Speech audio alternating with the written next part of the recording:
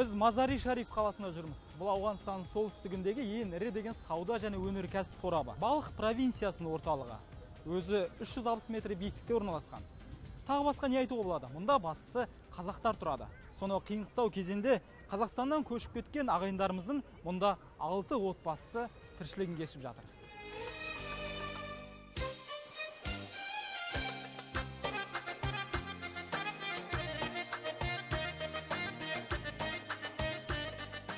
Алдымен Мазари-Шарифте Қазақстан елшілігінің бөлімі барын айта кетейік. Біз келгенде елші жігіттер ырым ретінде қой сойып, етін жергілікті қазақтарға таратып берді.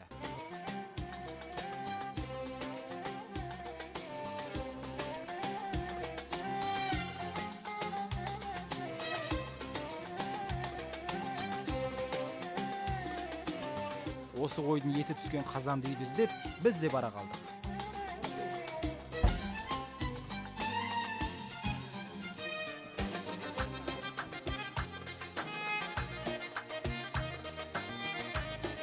Бұл көшенің бойында бұрындары 500-дей қазақ отбасысы тұрған екен.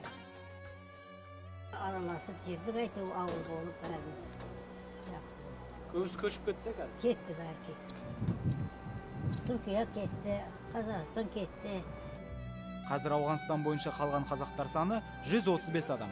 Бұл дегенін 21 отбасы. Неге дәл осы отбасылар көше алмай қалды десеңіз, белсенді көші-қон кезінде олар елсіздеу, таулы аймақтарда жүрген. Тәліптерден қорқып, 3 күнде бір нан жеген күндері болған. Кейін көшем дегенде қу кедейшіліктің кесірі тиген. Қазақша көп сөйлесіңіздер бір-біріңізбен. Жақсы болады сонда. Қазақша сөйлесем қазақ барды біз қазақ сөйлейді. Енді сарты ортасына қалдық, сарт сөйлейміз де енді. О, тілдер енді бұзылады. Тілдің бұзылу себебінің бірі ауған қазақтардың арасында аралас неке көп. Мысалы, Абдул Сабыр ағамыздың мына баласы ер жетіп әйел алатын жасқа жетіп тұр. Бірақ лайық қазақ қызын табу қиын. Ал ауған қыздары қалың малына $5.000-дан $10.000-ға дейін сұрайды. Амал жоқ, өзбек қыздарын таңдауға тура келеді. Осы дайрадардан өтіп, менен үлкен бір бала бір қыз суға ағып кеткен осы суға. Сөйтіп әбігер болып өтіп келіп, енді бір туған жерімізге барсақ дейміз, басқалар өліп кетті қой. Әке-шеше өліп кетті қой. Қазақстанда жағдайларды естіп жатырсыздар ма, бұлай хабардарсыздар ма? Шүкір естіп жатырмыз, бәрін естіміз. Жаңгүл апаны Ауғанстанға қашан Қазақстанның қай аймағынан келгені есінде қалмаған. Бірақ қазір медет тұтатын ойы отанына қайту. Негізі Ауғанстанда қазақтардың саны тізімдегі 21 отбасыдан да көп көрінеді. Осы әлем қазақ бар, тауларда бар, не болып кеткен?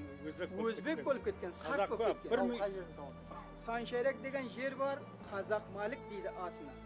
Осы елді аты Қазақ. Қазақ Малик. Бауырсақ қаланы айтпайыз ма? Бірақ сарттаны басқа ұлтқа сіңісіп кеткен. Біз көрген қазақтың өзі тілінен бастап киіміне, тіпті асқан етіне дейін басқаша болғанын көріп, сәл қомсынып қалдық.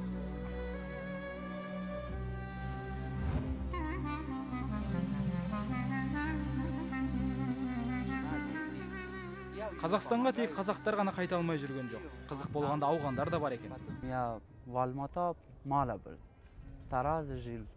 Қазақстанның азаматтығын алған ағасына барамын деп 5-6 жыл бізде тұрып қалған. Қазір үйленіп, қайтадан шақырту күтіп жүр. Я привыкал там, и документы получились там, и я хочу там быть, там жить. Бұл Заби Нұрмұхаммед. Одан да мені комсомол деп айтындаршы деп күледі. Ескі құсқы сататын дүкені бар. 1984 жылы Қазақстанға оқуға жіберілген жастардың арасында болыпты. Судьба так решила, что мы попали в Казахстан, Чимкентская область, город Туркестан. Ходили там Машат, Белые Воды, в Чимкент, Кентау. Ну, не могу же сказать, потому что знаете сами, что это как сон прошло для меня. Әйтеуір сол кезде көрген жақсылығы үшін қазақ еліне айтар алғысы шексіз. Потому что такого обслуживания, которое было в Казахстане, нигде мне больше не найти. Айтпақшы, Мазари-Шарифтегі аз ғана қазаққа ауғандардың Ғазанфар қоры көмектесетін болды. Еті тірісін жұмысқа алатын болды. Қуанған қазақты көріп, біз де қуанып қайттық. Өркен Кенжебек, Ернат Бапанов, орталық хабар үшін.